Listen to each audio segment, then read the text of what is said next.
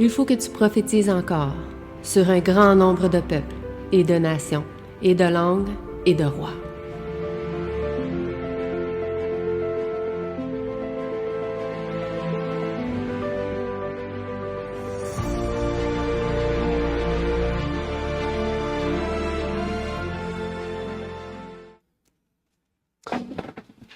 Donc, bonjour à tous. Bonjour. Donc, aujourd'hui, notre leçon porte le titre « Un sacrifice vivant ». Un sacrifice vivant. Est-ce que vous vous rappelez quels étaient les versets que nous avions étudiés cette semaine? Romains 12. Romains 12. Quel verset? 1 à 8. 1 à 8. Donc, Romains 12, 1 à 8. Verset 1, il nous disait « Je vous exhorte donc, frères, par les compassions de Dieu, que vous présentiez vos corps en sacrifice vivant, saint, acceptable à Dieu, ce qui est votre service raisonnable. » Donc, c'était une très belle leçon, puisque ça nous montre aussi les raisons pour lesquelles aussi nous sommes chrétiens. La raison pour laquelle Jésus est venu mourir sur la croix pour nous et la raison pour laquelle il veut aussi de nous que nous puissions être un sacrifice vivant. Maintenant, on va essayer de comprendre qu'est-ce qu'un sacrifice vivant. On peut penser à plein de choses. On peut penser autant à est-ce que c'est un sacrifice vivant, c'est quoi? Est-ce que c'est le fait de mourir physiquement pour Jésus? Est-ce que c'est un kamikaze? C'est quoi un sacrifice vivant? Okay? Parce que dans différentes religions, on fait des sacrifices vivants. Mais qu'est-ce que Jésus veut dire par cela? Est-ce qu'on fait allusion à ce que les païens pratiquaient comme sacrifice vivant? Ou Dieu nous montre ici quelque chose de totalement différent par l'intermédiaire de Paul? Et c'est ce qu'on va voir aujourd'hui. Okay? On va prendre un court moment aujourd'hui pour pouvoir réviser ce que nous avions vu. Et avant de commencer, on va faire une courte prière pour être dans l'esprit du Seigneur. Prions. Notre Père qui est aux cieux, que tu puisses nous bénir, Seigneur, en cette journée de sabbat. Que tu puisses bénir chacune des personnes qui sont ici présentes, ceux qui sont aussi en cours de route, Seigneur, peut-être pour venir ici. Et que tu puisses, Seigneur, eh bien, nous permettre, par ton Esprit Saint, de pouvoir comprendre ce que tu voulais nous révéler au travers de cette leçon, Seigneur, et au travers de ce chapitre de Paul dans l'Épître aux Romains, Seigneur. Comment être un sacrifice vivant. Que tu puisses, Seigneur, te révéler à nous et nous montrer peut-être certaines choses que nous avions mal compris dans ce verset, dans ces versets, dans ce chapitre. Et Seigneur, eh bien, que tu puisses nous permettre d'en ressortir grandi de cette leçon, Seigneur. C'est ma prière donc pour ces choses au nom de ton Fils Jésus-Christ. Amen. Donc, pour l'école du sabbat, nous aurons beaucoup d'échanges à faire. Comme vous savez, quand on fait les écoles du sabbat, c'est important de pouvoir échanger, discuter, de pouvoir des fois partager des opinions ou des compréhensions que nous avions sur ce texte-là pour mieux comprendre particulièrement ce que Paul veut nous relater. Et dans le chapitre 12, nous allons voir maintenant, pour commencer ce chapitre, qu'est-ce qu'un sacrifice vivant. J'aimerais commencer donc par vous poser une question.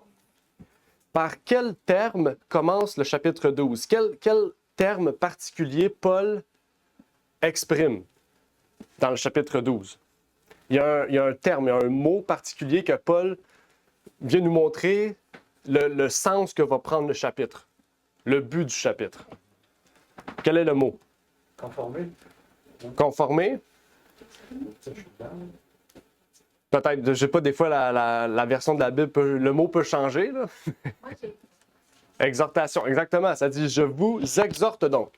Donc le chapitre va prendre une forme d'exhortation. OK? Maintenant, qu'est-ce que ça signifie une exhortation? C'est important de comprendre parce que sinon, on va lire ça et on va voir ce que Paul voulait nous montrer. Qu'est-ce que signifie une exhortation pour ceux qui savent? N'hésitez pas, il y a un encourage. Amen. Un encouragement. Qu'est-ce qu'il pourrait avoir d'autre? Des fois, il y a peut-être d'autres termes. Encouragement, c'est un très bon terme. N'hésitez pas si vous avez un autre terme. Une lumière, à la lumière. À la lumière, OK. À la lumière des Écritures. Oui, amen. Amen. On va aller voir une définition aussi dans la concordance Strong. Le paracaléo, ça dit appeler à soi, c'est-à-dire inviter, invoquer par imploration, exhortation, consolation, supplier, appeler, apporter du réconfort, désirer, donner une exhortation, implorer, prier. Donc, on voit ici ce que signifie le mot exhorter. On a parlé d'encouragement, on a parlé de à la lumière aussi. Exactement, c'est ce que Paul veut ici. Et c'est important parce que Paul, il fait une exhortation principalement, si on retourne dans le contexte, aux Romains. Ben, on sait que si c'est propre aux Romains, c'est propre à nous aussi, hein, parce qu'on est des chrétiens dans les deux sens. Les Romains étaient des chrétiens, nous sommes des chrétiens. Donc, ici, Paul, il nous dit, il y a un problème à Rome, j'aimerais exhorter les chrétiens de Rome à être un sacrifice vivant. Donc, il nous parle à nous aussi, à l'Église. Nous aussi particulièrement, mais en général aussi. Paul veut nous faire une exhortation à être un sacrifice vivant. C'est la même exhortation qu'il fait. Donc, ça s'applique autant qu'à nous qu'à l'époque de Rome. Okay? Et c'est important de bien comprendre à cela parce que le verset 1, il nous dit, il veut qu'on soit un sacrifice vivant. Et comment est un sacrifice vivant? Ça dit, un sacrifice vivant, c'est saint, acceptable à Dieu, ce qui est votre service raisonnable.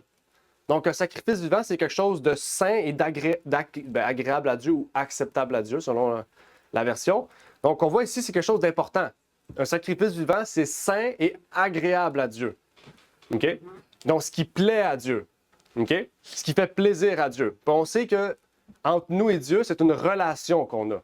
Hein? C'est pas juste une religion dans le sens qu'on fait ça parce que Dieu est méchant. Non, on fait ça parce qu'on aime Dieu. C'est une relation qu'on a. Dieu nous dit, je te bénis. Dieu, il nous dit, bien, toi, sois un sacrifice vivant.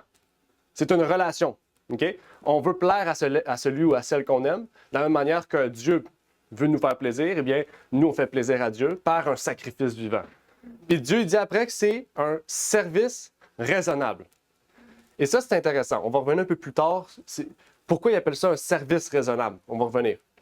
Mais avant cela, j'aimerais ça qu'on fasse un parallèle avec quelque chose d'intéressant.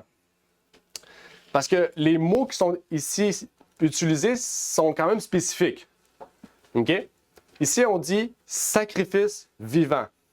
À quoi ça nous fait penser, ça? Sacrifice vivant. Là, on sort de Romains, là. On prend le contexte large biblique. Qu'est-ce que peut nous faire penser sacrifice vivant? Ben, ce que je vois, moi, c'est qu'à partir du moment où tu te relèves en Christ, tu deviens, la vie de Christ est en toi. Fait que c'est là que tu donnes ta vie à Dieu à travers Jésus-Christ. Amen. Et que ta vie est changée par le renouvellement de l'intelligence. Et par la nouvelle naissance, ben, là, tu deviens une nouvelle créature.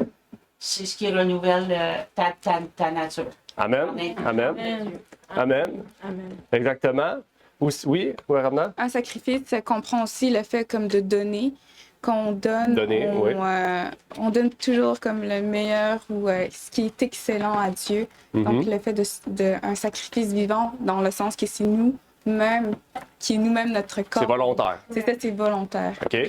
Si je peux rajouter à ce qu'elle vient de dire, c'est vrai, c'est de donner, mais en même temps de s'attendre à peut-être rien en retour. Juste de vouloir participer, puis de faire justement tout son bien-être dans ce sacrifice vivant. Oui, OK. Plus large encore. Oui, Lionel. C'est parce que la poule qui donne des œufs, ça, c'est une offrande. Oui. Mais le cochon qui se fait tuer, ça, c'est un sacrifice. Oui. Pour mourir au soi, par le renouvellement de l'intelligence à tous les jours. Donc, Paul, il dit lui-même, je meurs daily, Ouais. I die daily. Il doit avoir... Excusez-moi. Correct. Il doit avoir on doit faire un sacrifice soi-même. Oui. C'est se mettre à mort. Donc, c'est la seule façon. Paul, d'ailleurs, il dit, si j'ai été crucifié, si c'est moi qui vis, c'est plus de moi qui vis dès à présent, mais Christ vit en moi. Donc, il doit avoir un sacrifice monté sur l'autel des holocaustes, qui signifie entier. Donc, quand je monte sur l'autel des holocaustes, parce que dans la Bible, vous allez voir tous des sacrifices morts. Seul sacrifice vivant, c'était Abraham, Isaac. Quand je monte sur l'autel des holocaustes, donc holocauste qui signifie entier, je ne regarde pas une partie, puis ça, je ne touche pas à ça, Dieu. Si je mets tout sur l'autel, prends-moi, enlève tout ce qu'il y a de moi, l'orgueil, l'ego, enlève tout ce qu'il y a de moi, je mets tout sur la croix, sacrifie-moi ça, je meurs quotidiennement afin que Christ puisse vivre en moi. C'est exactement ce qu'il vient de dire. Je rajoute, on fait un. Ouais, exact. C'est que la chair que Jésus a donnée pour l'humanité, ben nous autres, en se donnant en sacrifice pour Dieu, à travers la chair de Christ qu'il nous a donnée, ben notre chair aussi, il faut la faire mourir Ouais. pour pouvoir vivre avec Christ. Exact. C'est- Amen. Les compassions, les désirs, tout ce qui est la chair n'hérite pas du royaume de Dieu. C'est l'esprit. Fait qu'il faut mourir à la chair pour vivre en esprit. Exact. La Amen. réalité, c'est que c'est pas facile. Non, personne n'a dit que c'était facile. Je me rappelle plus le Romain, je pense qu'il dit la chair n'y peut mettre la chair et l'esprit ont des désirs contraires. Ouais, le contraire. Et la chair, excuse-moi, Correct. la chair n'accomplit même pas. Mais c'est pas la chair n'accomplit pas, il dit même pas. Non. Ouais. Elle ne le peut même pas. C'est souvent ce petit mot-là qu'on oublie. Elle ne le peut même pas. Ouais. Donc, c'est pas évident. Puis parfois, nous autres, les chrétiens, on a tendance à se péter les bretelles. Si on est au-dessus des autres, du monde dehors, parce que c'est pas facile, là. C'est un combat, puis c'est pas évident du tout. Ouais. Effectivement. Le mal est attaché à moi, comme Louis dit. Il y avait d'autres interventions. Je sais qu'il y avait Ok, vas-y, avant. Dania ou Claude. Après. Il y a comme un paradoxe dans ça, un sacrifice vivant. On voit un sacrifice comme un agneau qui est sacrifié, un animal qui meurt. Mais cet animal-là meurt, il faut qu'il devienne vivant finalement. Nous, en tant que charnel, on doit mourir à soi-même finalement. C'est ça le paradoxe. Tu sais, c'est un sacrifice, on meurt, mais il faut être vivant. Ça, Tu sais. exact. C'est ça la différence. Amen. Amen. Ouais, c'est ça. Il y avait Dania aussi. Christ ne nous a pas menti. Il nous a dit, renoncez à toi-même, prends ta croix et suis-moi. Alors, il était clair avec nous dès le départ. Alors, ce sacrifice, il nous a dit, nous devons nous sacrifier. Il n'y a personne qui va monter au ciel sans ce sacrifice.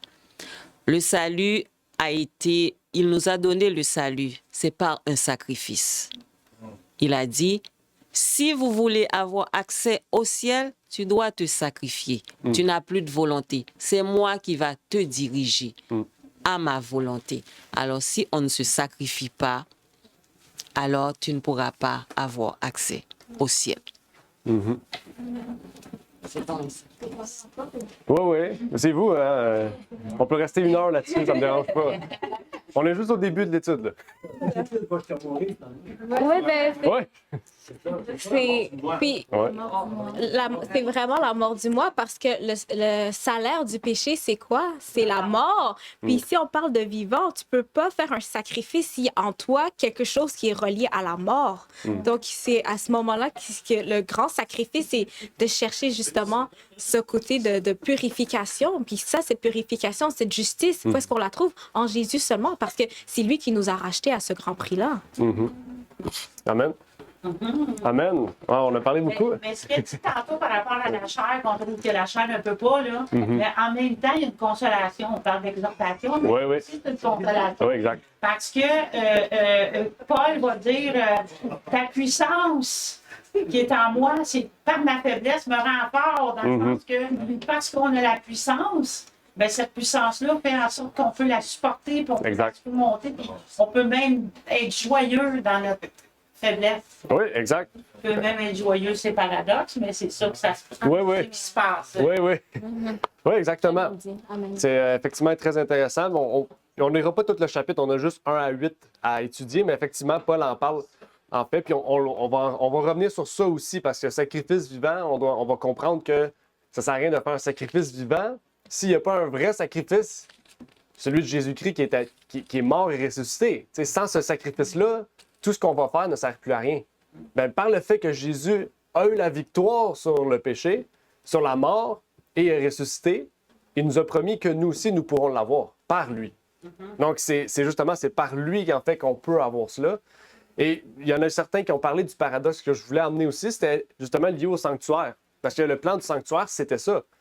Dieu avait donné un sanctuaire à l'Israël. mais ils n'ont pas compris la profondeur spirituelle qu'il y avait dedans. Mais maintenant, on peut le comprendre. Quand on voit sacrifice, on voit sanctuaire, on voit Jésus-Christ, on voit sa mort. OK? Puis quand on voit ça, comme Lionel l'a dit, on va à l'autel, ça, on va revenir parce que c'est exactement ça.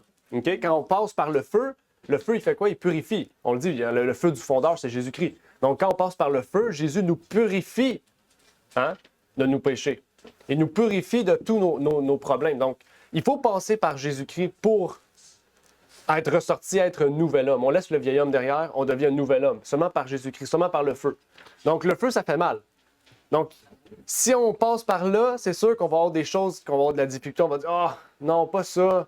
Non, Seigneur, pas ça. Bien, il faut passer par là. C'est le chemin. Puis on a un chemin tous différent. Exact, c'est un processus. C'est un processus qu'on est obligé de passer par là en tant que chrétien. C'est ça, en fait, quand on se dit chrétien, on accepte de devoir délaisser des choses pour suivre notre nouveau maître, qui est Jésus-Christ.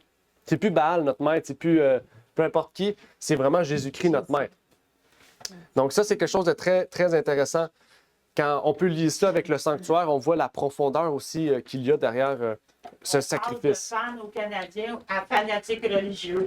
Ah, mais pendant les séries. C'est vrai. Amen. Continuellement. Continuellement. Oui, oui, Ouais. oui. Il n'y a pas de saison. Nous, c'est toujours. J'aime ça. Amen. Donc, avançons au verset 2.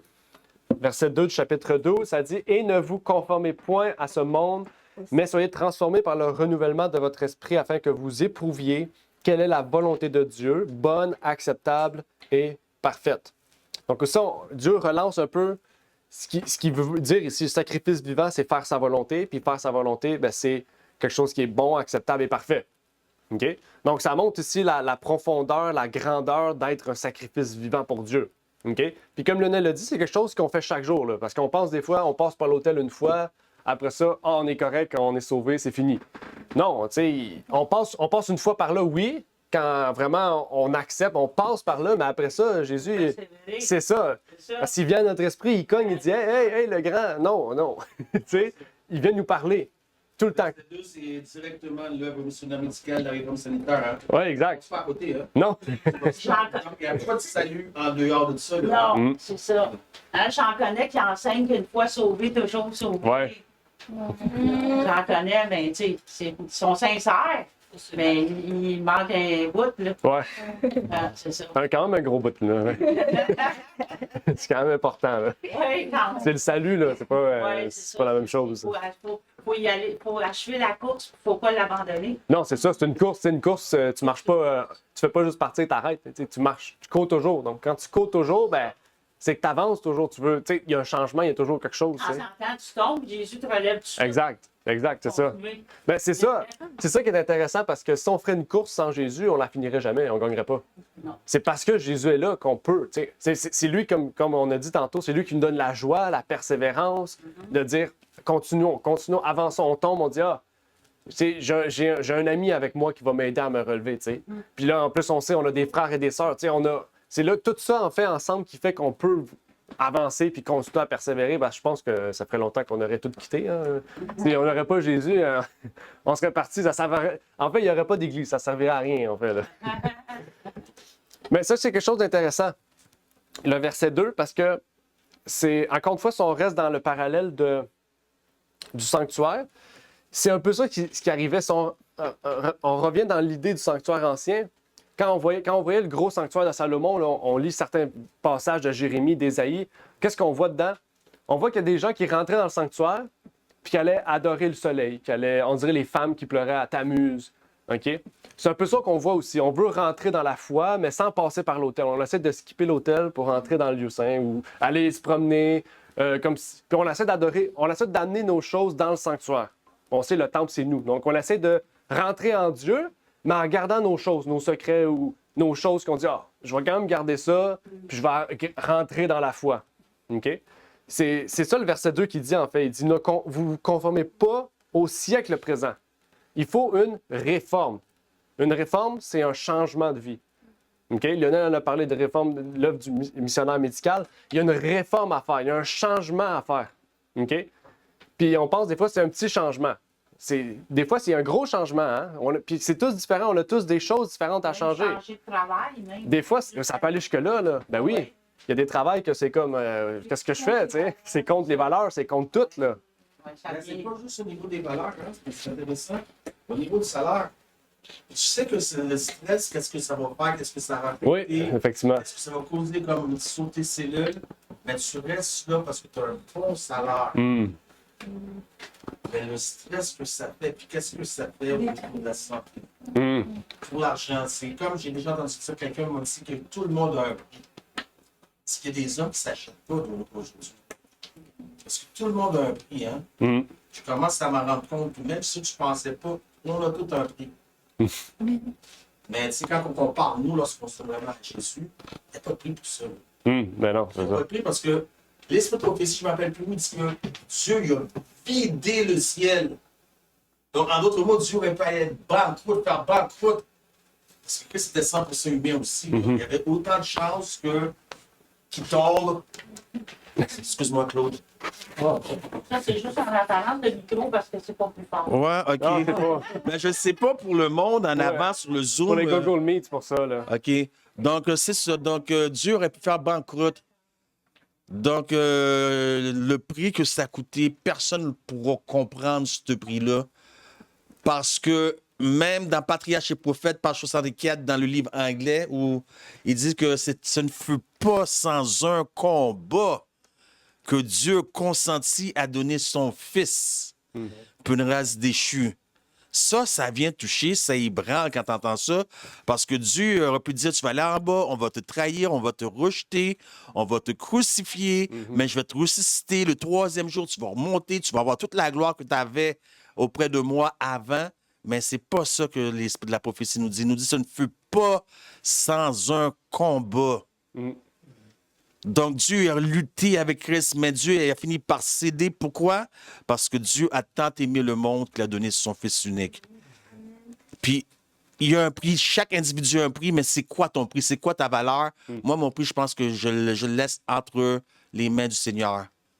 Mon prix est dans le prix qu'est-ce que Dieu a voulu mettre pour mon rachat. Donc, c'est ça que je voulais partager. Amen. Oui, Dieu nous a tellement aimés qu'il a donné son Fils. C'est vrai. Bon, nous autres, on est des êtres humains. Imagine, tu as un enfant. OK, on veut tuer cet enfant-là. Qu'est-ce que tu vas faire? Tu vas passer devant ton enfant pour que on puisse t'atteindre toi, mais pas l'enfant. Pas l'enfant. C'est l'instinct de toute mère, tout père. C'est ça que vous allez faire. Mais qu'est-ce que Dieu a fait? Il a fait le contraire de nous. Est-ce qu'on peut comprendre ça?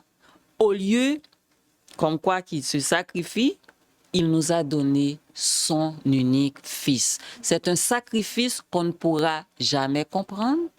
On va finir par le comprendre dans le ciel parce que c'est le Père qui aurait dû mourir pour son Fils, mais il a donné le ciel, son Fils, pour nous. C'est un sacrifice immense et qu'il a risqué son Fils pour nous parce qu'il pourrait perdre aussi son Fils. Il pouvait le perdre aussi. Alors, il a risqué quelque chose. Et comme vous voyez que c'est un amour immense. Parce que perdre, c'est pour ça que Lionel a dit comme quoi il avait résisté pour donner Jésus-Christ. Lorsqu'il voit que la terre, comme quoi a déchu, est perdue, alors il avait résisté parce qu'il savait qu'il allait perdre son fils. Mais le fait qu'il avait fait cette alliance bien avant, alors il a racheté la terre par amour. Alors c'est un sacrifice que, franchement, gloire à Dieu, gloire à Dieu, gloire à Dieu. Amen. Ça me fait penser à Abraham aussi, avec Oui. son fils. Oui, exactement. C'est la représentation, hein, aussi. Ben oui, c'est un parallèle, un grand parallèle. C'est juste un rajout. Une voix ou une main qui a interrompu Abraham. Sur la croix, il n'y a pas eu de main ou une voix qui a dit Non. arrête. Ouais, Il n'y ouais. a pas eu personne qui a dit arrête. Puis le sacrifice continue jusqu'au bout. Ouais, exact. Fait que c'est vrai. Puis Le salut, ça se vit par expérience, je pense. Parce qu'on aurait bien beau le partager, mais si on ne le vit pas par expérience, ben ça ne veut rien dire. Puis Dieu va créer des circonstances qui vont permettre que tu vas vivre le salut par voie d'expérience. Parce que moi, toute ma vie, j'étais focusé sur l'amour de Christ. J'ai jamais pensé à l'amour de Dieu. Ma vie était sur le grand sacrifice que Jésus a fait, comment Jésus est rempli d'amour. L'amour de Dieu, ça me disait rien. Au contraire, je voyais Dieu comme plutôt un être dur. Jusqu'à ce que j'arrive aux Honduras, dans ma campagne d'évangélisation que je prêchais. Puis à la fin, il y a une dame qui est venue, une des sœurs qui est venue, elle a dit, Pasteur, est-ce que vous pouvez venir prier pour mon enfant qui est malade? C'était pas son enfant, c'était l'enfant de sa sœur. Mais elle a dit ça, c'était comme pour me convaincre. J'étais allé prier pour l'enfant qui est malade. Quand je suis arrivé, j'ai vu l'enfant, il avait 4 ans à l'époque. OK? Il portait des couches. Il ne pouvait pas bouger aucun membre de son corps, incapable de parler, incapable de boire, à 4 ans. Il avait une maladie rare du cerveau. Puis j'ai vu l'enfant, puis j'étais avec mon traducteur. Dans ce temps-là, je ne parlais pas 100% espagnol. J'ai vu l'enfant, puis quand j'ai vu ça, c'est venu me déranger, ça m'a bouleversé. Mais comme j'étais là pour eux, il fallait que je me montre fort. J'ai vu l'enfant qui souffrait la souffrance de cet enfant-là, qui parle pas, qui marche pas, qui mange pas, qui boite pas, qui fait rien. L'enfant était assis sur son père. OK, malgré toute la souffrance, puis j'avais quasiment les larmes aux yeux là, que je voyais l'enfant, là, je lève la tête. Puis je vois son père, parce qu'il est assis sur les genoux de son père. Je vois la souffrance de son père qui regarde son fils souffrir, impuissant. Il ne peut même pas lever un doigt. Sur la croix, nous autres, qu'on parle tout le temps de Jésus. Qui a souffert le plus? Le père qui regarde son fils. Ça, c'est le prix à payer pour mon péché, là.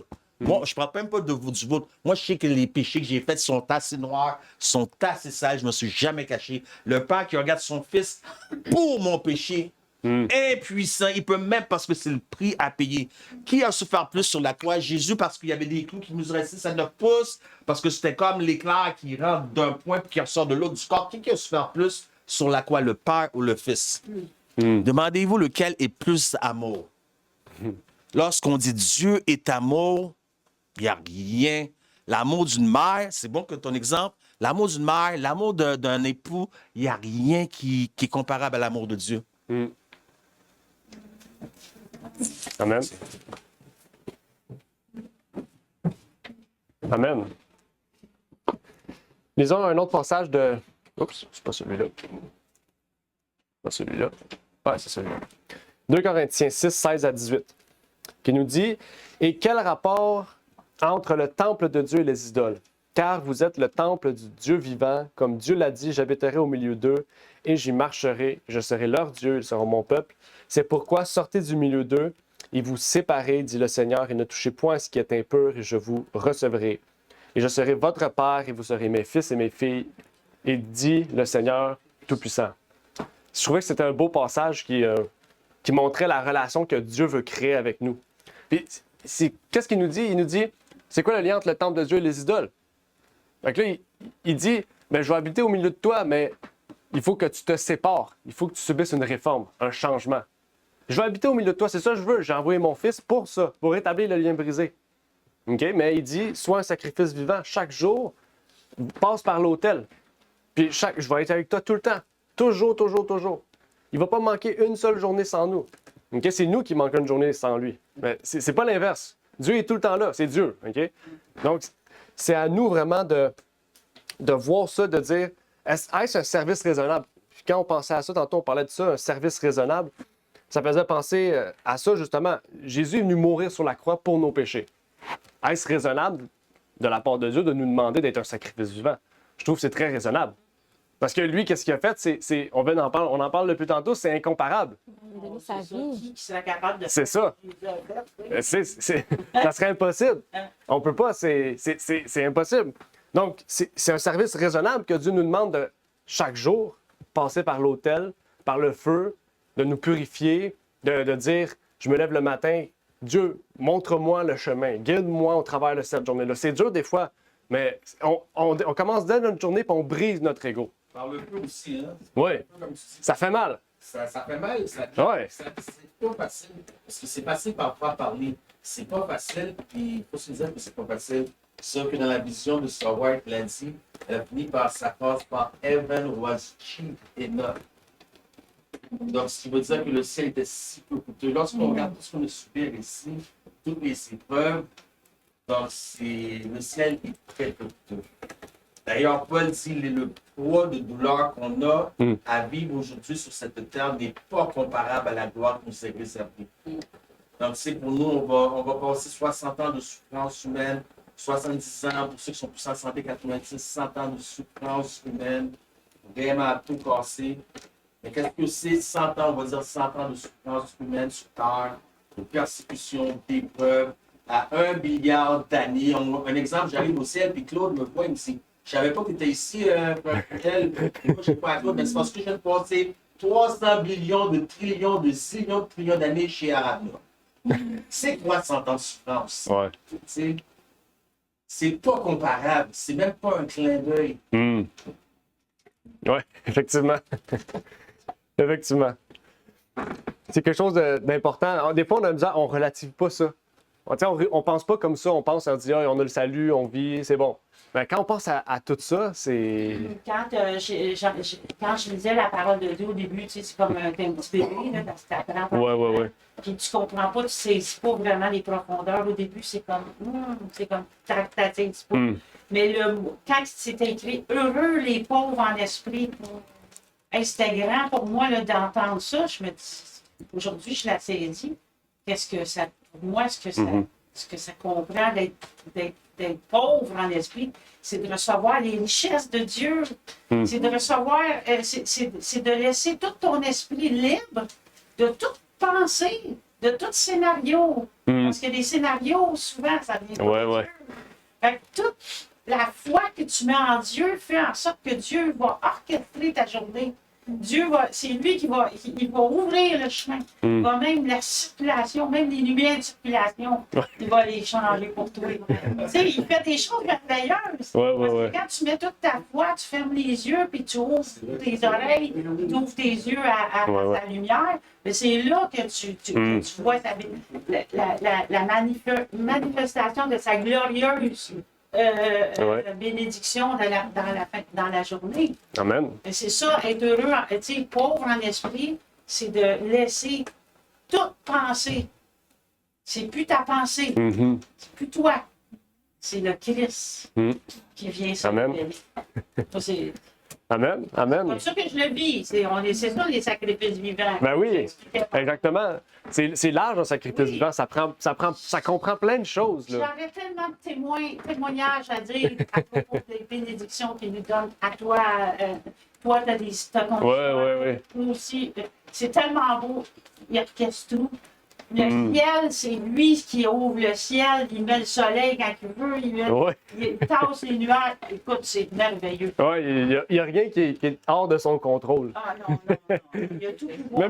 Même les choses que les hommes ont créées, c'est lui qui les contrôle. C'est incroyable tout ce qu'il peut faire. Dites-moi là si je parle trop. Là. Ah ben non, c'est correct. C'est pas moi la sagesse, c'est lui. C'est correct. C'est le but de l'école de sabbat, de pouvoir échanger, parler. Je sais que dans certaines églises, on parle pas, c'est comme on laisse la personne parler en avant. Ben, je pense qu'une école de sabbat, c'est une école, on échange, on discute, on pose des questions, c'est important. Mais je vous invite à m'arrêter pareil. OK, il faut. OK, c'est pas vrai. Il n'y a pas de souci. En pensant à ça aussi, je trouvais ça intéressant parce que là, on commence à voir qu'un sacrifice vivant, c'est quelque chose qui est pour le Christ. Même sacrifice vivant, on peut voir aussi que on le fait parce qu'on se sacrifie tout en sachant on tend vers la vie éternelle. OK? Donc, vivant, vie éternelle. Mais j'avais une question peut-être inverse. Est-ce qu'on peut aussi se faire un sacrifice pour la mort? Ça m'a amené à penser, à réfléchir à cela, parce que j'ai lu un verset en préparant la leçon, la révision, de Jésus qui dit dans Matthieu, « Car que servirait-il à un homme de gagner tout le monde s'il perdait son âme? Ou que donnerait l'homme en échange de son âme? » Ça m'a fait penser que, en tant que chrétien, on sacrifie notre mondanité ou notre ego, notre moi, ou du moins tout ce qui ça comprend, comme un sacrifice vivant pour le Christ. Mais ici, c'est l'inverse. Il y en a qui se sacrifient pour le monde en perdant leur âme. OK? Donc, on peut autant faire un sacrifice vivant pour Dieu comme un sacrifice pour le monde aussi. Quand on pense, c'est ça, hein? Parce que quand on se donne au monde, on se sacrifie au monde pour la mort. OK? Donc, ça nous amène à réfléchir à cela. À quoi ça sert de gagner le monde si on se sacrifie pour la perte éternelle, tandis que si on se sacrifie pour Dieu, eh bien, on reçoit la vie éternelle. OK? C'est quoi les pour et les contre? C'est une invitation qu'on pourrait faire, là. OK? Si on dit, moi, j'ai des choses encore que je fais de ce monde, faites une liste, puis faites les choses que Dieu a faites pour vous, puis dites-vous, OK, est-ce que j'aime plus, je sais pas, j'aime plus telle chose face à la rédemption que Dieu m'a faite? On voit tous les termes, la lourdeur, la pesanteur des choses que Dieu a faites pour nous. On se dit, c'est pas comparable à ce que le monde nous promet. Hein? Le monde nous promet richesse, etc., etc., mais c'est tout temporaire. Mais Dieu nous invite à prier sur ça, à pouvoir vraiment voir cela, puis de se dire, de comparer ces choses-là. Est-ce que je suis prêt à me sacrifier pour le monde ou à me sacrifier pour le Christ? OK? Quels sont les pour, quels sont les contre, quels sont les bénéfices? Le rapport qualité-prix, c'est quoi, là? OK? Entre les deux. Donc, c'est toutes des choses qui devraient nous amener à réfléchir sur cela. Parce que Paul, ici, il dit quelque chose d'intéressant. Et ne vous conformez point à ce monde, mais soyez transformés par le renouvellement de votre esprit, afin que vous éprouviez quelle est la volonté de Dieu. C'est profond, là. C'est pas quelque chose de simple. Puis ici, il dit ça aux Romains, c'est parce que les Romains avaient tendance sûrement à balancer entre la foi, puis faut pas oublier, c'est Rome. Hein? À cette époque-là, Rome, c'était quelque chose, là. OK? C'était quelque chose. Je sais pas si c'était comparable à Montréal, peut-être, mais c'est quelque chose, Rome, OK? C'est pas la petite ville d'Éphèse, là. C'était une grosse ville, Rome, là. C'était où il y avait l'adultère. Exact. Il y avait, le monde buvait publiquement, il y avait l'adultère publiquement, il y avait des meurtres publiquement, un peu comme à Montréal ou ailleurs. Donc, quand on balance ça, puis on se dit, OK, on est dans le même état que Rome, peut-être. Oui, c'est OK? nouveau sous le soleil. C'est ça, il n'y a rien de nouveau sous le soleil. Donc, ça nous amène à réfléchir sur cela, sur le sacrifice ou le service raisonnable à laquelle Dieu nous appelle.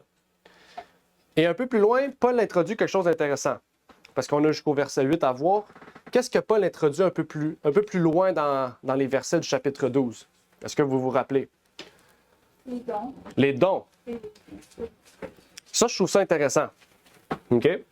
Verset 4. Car comme nous avons plusieurs membres dans un seul corps et que tous les membres n'ont pas une même fonction, ainsi, nous qui sommes plusieurs, nous sommes un seul corps en Christ et nous sommes chacun en particulier les membres les uns des autres. 6. Ayant donc des dons différents. Et ça, c'est intéressant. C'est très intéressant. Ici, il parle du corps. OK? Le corps, on sait ce que ça signifie. Le corps, c'est le corps de Christ, c'est l'Église. C'est tout le corps. OK? Et on sait qu'un corps, c'est pas juste des bras, c'est pas juste des pieds, c'est pas juste des jambes. Un corps a plusieurs fonctions. OK? Et on sait que 2 jambes sans bras, quand tu tombes, tu ne te relèves plus. Donc, il faut des bras, il faut des jambes, il faut un cœur, il faut un torse, il faut un foie, un poumon. On comprend, il faut des dons différents à chacun. OK? Puis ça, c'est pas un problème. Il y en a qui vont dire que, surtout dans je ne vais pas citer de nom particulier, mais quand on va dans certaines églises, ils vont dire, si tu parles le don des langues, tu es arrivé à l'état suprême. Mais là, si toute l'Église a le don des langues, ça va mal à la shop. Parce que là, personne ne se comprend. C'est pas ça que la Bible nous dit. C'est comme si tout le monde recevait le don des langues, on est tous des bras, l'Église va tomber. Il faut que la tête, Jésus-Christ, soit capable de se tenir. Il faut une Église solide, une Église unie. Puis comment ça fonctionne, ça? Pour l'utilité commune. Exact. Tu sais, c'est pour l'utilité commune. Puis tout le monde parle en langue. On parle des langues étrangères. Oui. Chinois, toutes les Ouais. langues. Là. Mais tu sais, si c'est le cas, ça va servir à quoi? Puis si c'est juste pour t'édifier toi-même, comment tu peux apporter l'utilité commune? Exact. Et quand on prend le livre des Actes, ben là, on ne va pas rentrer dans C'est ça. les dons particuliers, mais quand on prend le livre des Actes, on voit qu'il y avait plusieurs langues qui étaient données, puis c'était aux gens qui étaient dehors. Ben, c'est Les ça. dons, ils servent aux dehors, pas en dedans. Non-croyants. Exact. C'est pour les amener, justement, les dons. Parce que c'est des dons surnaturels pour amener. Signe pour les non-croyants. Exact, c'est un signe. C'est un signe de la puissance de Dieu. Bon, ça, c'est une autre chose. Ben, le verset le dit, ainsi, nous qui sommes plusieurs. nous sommes un seul corps en Christ. La même chose, dans un corps, il y a plusieurs membres, il y a plusieurs organes, et nous sommes chacun en particulier les membres les uns des autres. Ici, on peut parler de l'amour, les membres les uns des autres, la fraternité. OK? Donc, c'est important. La même chose que Dieu nous inspire à avoir un corps en santé, il veut que l'Église soit en santé. Comment l'Église est en santé? Bien, quand l'Église est unie, donc quand il y a un amour fraternel, on parle aussi dans Colossiens 3, verset 11, il n'y a pas de favoritisme, de racisme ou d'autres choses de même, où il y en a un qui « Ah, moi, je suis plus grand que l'autre » ou... Non. On dit aussi « Ayez les mêmes sentiments que Jésus-Christ ». Donc, quand on a les mêmes sentiments, c'est les mêmes inspirations, les mêmes désirs, les mêmes pensées. C'est sûr que s'il y en a un qui pense à ce que lui veut faire dans l'Église, ça ne veut pas dire que c'est ce que nous voulons faire. Hein? C'est un corps uni, on est ensemble. OK? Donc, c'est quelque chose d'important à voir, à concevoir. Parce que là, Paul, il dit ici, quittez le monde, soyez un sacrifice vivant, mais dans l'Église, soyez unis, reflétez des dons différents. Chacun va avoir des dons différents. Il illustre ici les dons, soit pour le ministère, l'enseignement, l'exhortation, le don de prophétie. Il y a plein de dons. Même ici, en dehors de ça, il y en a d'autres dans d'autres passages de la parole de Dieu. Donc, les dons aussi sont le résultat d'un sacrifice vivant. C'est quelque chose qui reflète qu'il y a une unité, un amour, un sacrifice vivant. C'est ce que Paul exhorte ici aux Romains d'avoir. Il dit aux Romains, soyez un sacrifice vivant, que vous soyez unis puis que vous ayez des dons. Donc, c'est quelque chose d'essentiel. OK? C'est quelque chose de quand même très essentiel à pouvoir voir. Puis on a tendance à penser aussi, des fois, on dit, ah, moi, j'ai pas de don, j'ai pas de talent, j'ai rien. Si je parle pas en avant, j'enseigne pas, je suis rien. Alors, tandis qu'il y a plein de dons. Je sais pas si vous savez, l'enseignement, c'est pas l'enseignement, la musique, le chant, c'est un don. OK? Il y a différents dons.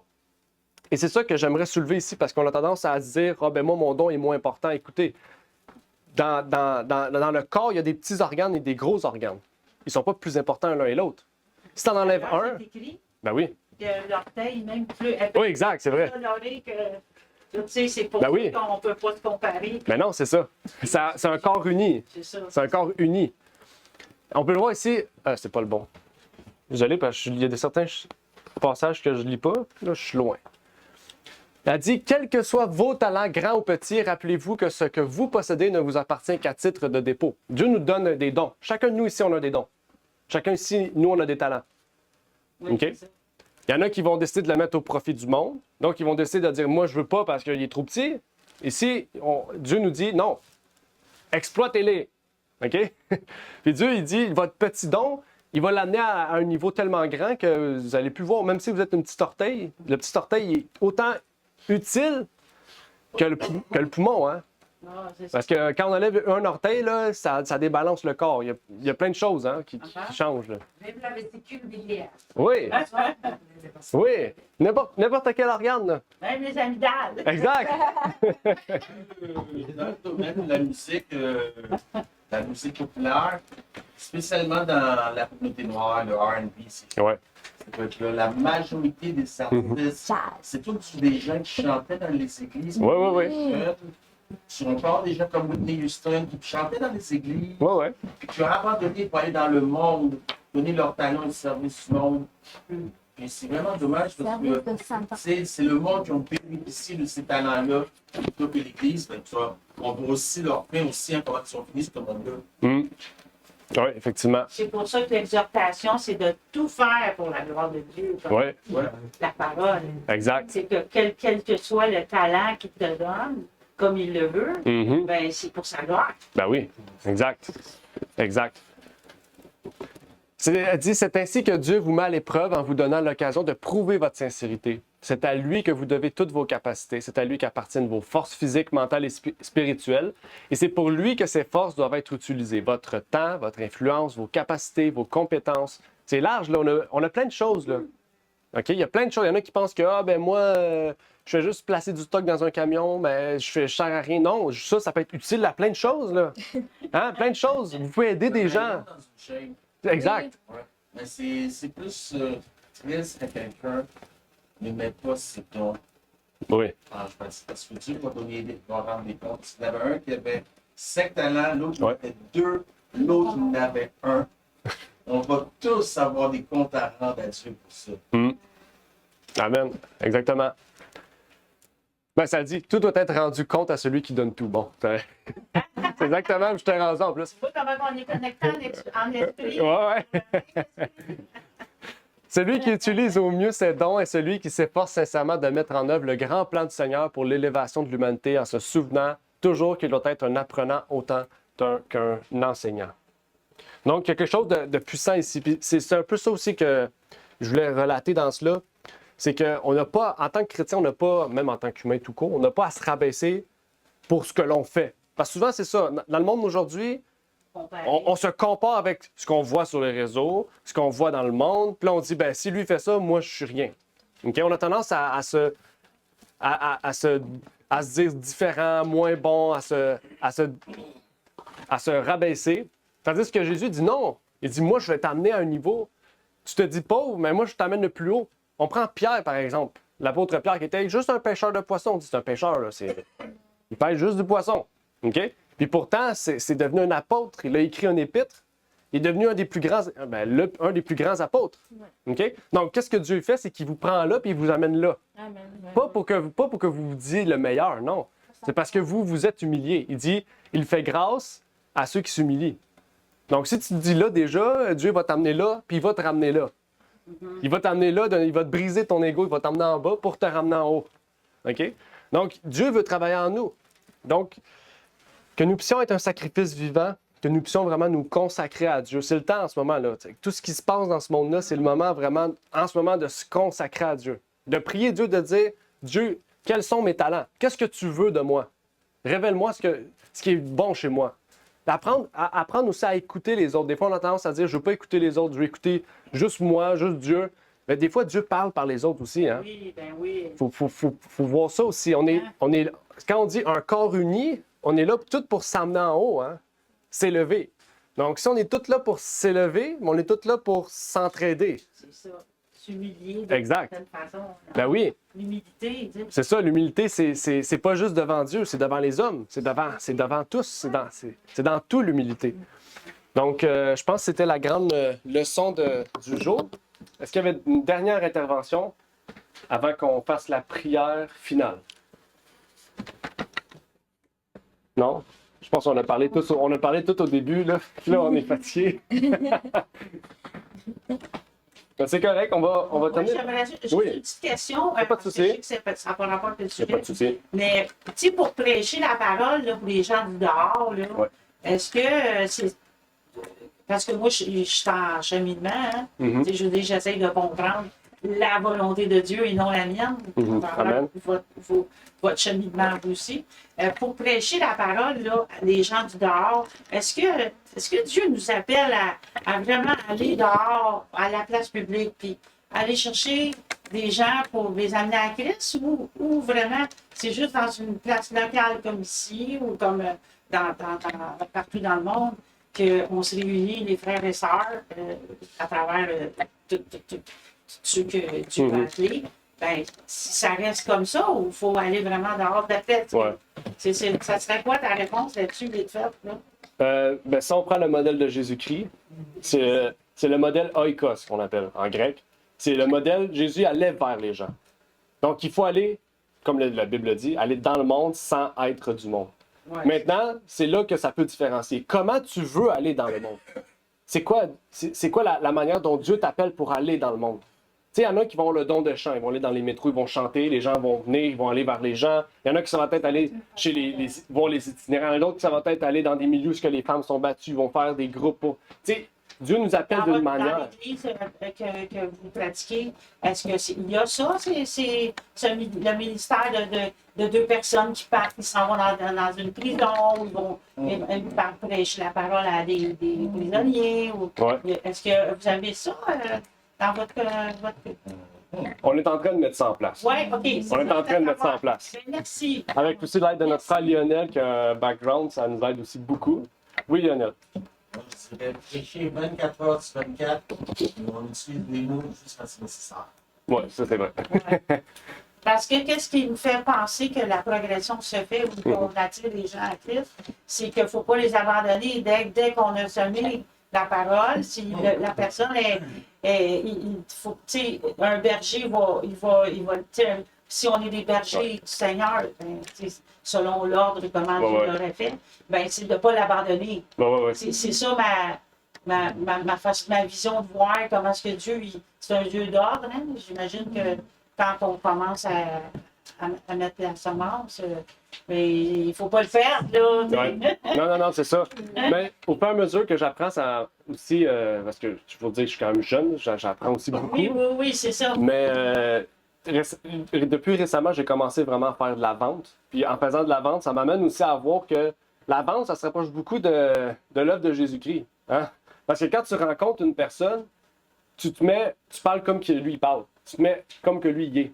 OK? Donc, si tu as devant toi quelqu'un qui est très enjoué, très souriant, très vivant, ben sois vivant aussi. T'sais. Comme ça crée déjà un lien avec cette personne-là. Exact. Puis là, tu peux, après ça, commencer à parler de choses. Tu peux l'amener à faire des choses. Tu peux dialoguer. Ben, c'est sûr que si tu restes dans ton monde, tu dis, moi, je suis comme ça, je dois rester comme ça. Je me mettrai pas comme les Juifs faisaient. Pourquoi tu vas voir ces gens-là? Ils sont pas comme toi, ils sont pas de la stature de même que toi. Ben déjà, si tu fais ça, jamais tu vas emmener quelqu'un à Jésus-Christ. Tu crées déjà un mur de briques. Il faut avoir une belle relation déjà Exact. d'abord avec. Oui, la méthode du Christ, en Écosse, c'est la méthode relationnelle. C'est ça, exact. OK? Jésus, il se mêlait aux gens, il leur faisait du bien, ensuite il leur disait Exact. Exact. c'est notre rôle aussi. Puis C'est ça. d'enlever aussi la pensée que le mot église ou religion, Ouais. ça définit un mot que les gens ne comprennent pas. Ouais. Le chemin qui est Jésus-Christ, Exact. le Dieu. Ça, les mots, des Ça, fois, sont là, importants aussi. C'est important, les mots. Ouais. Je dirais surtout au Québec, parce que la religion, elle a eu beaucoup d'ampleur Ouais, ici, puis c'était oppressant pour les gens. J'ai l'impression si on mentionne religion, église, culte, c'est comme à cause justement de tout ce que l'église catholique à l'époque faisait, qui était comme très mal vu, puis c'était oppressant en fait. Maintenant, les gens sont un peu comme, c'est pas des mots qu'ils ont envie d'entendre. Mhm. Exact. C'est un gros sujet, mais c'est important. Si on prend le temps d'étudier, j'encourage chacun à faire ça, de prendre un évangile. Particulièrement, j'aime beaucoup Matthieu ou Luc, mais n'importe lequel. Prenez un évangile, puis voyez comment Jésus travaillait. C'est la méthode oikos, la méthode de relation. Vous allez voir. On voit comment Jésus travaillait là. OK? Jésus, il avait la même méthode, mais il procédait de différentes manières selon le milieu avec qui il était. Okay? Il prêchait pas, il n'a pas prêché à la fille samaritaine. Là. Il est allé la voir, il est allé à même niveau qu'elle, il a parlé avec elle, puis il l'a gagné. Ah oui, c'est Okay? ça. Mais aux Juifs, il les prêchait. Parce qu'il savait que, hey, il parlait dans le casse, là, hey, qu'est-ce que vous faites là? Vous êtes morts à l'intérieur. C'est comme vous brisez la grâce que Dieu vous a donnée. Okay? Donc on comprend, on s'adapte aussi à qui qu'on a devant nous. J'encourage à aller lire un évangile en ayant cette perception-là. Lisez sous cette perception-là de voir comment la méthode de Jésus était. Pas juste de lire, de comprendre Jésus, l'enseignement, non, aller dans l'aspect où comment Jésus était, comment Jésus interagissait avec les gens. Allez lire de ce point de vue-là, vous allez voir une autre sphère de Jésus. Là. C'est très intéressant. Je vous encourage. On va arrêter? J'ai une question, s'il vous plaît. Oui, Maria. Comment vous décrivez ou étalez ce mot que vous prenez Oikos. à la façon de Georges? Oikos? Yeah, oui, comment? O-I-K-O-S. OK. Ouais. Vicky, si elle aurait été là, elle m'aurait directement dit. Hein?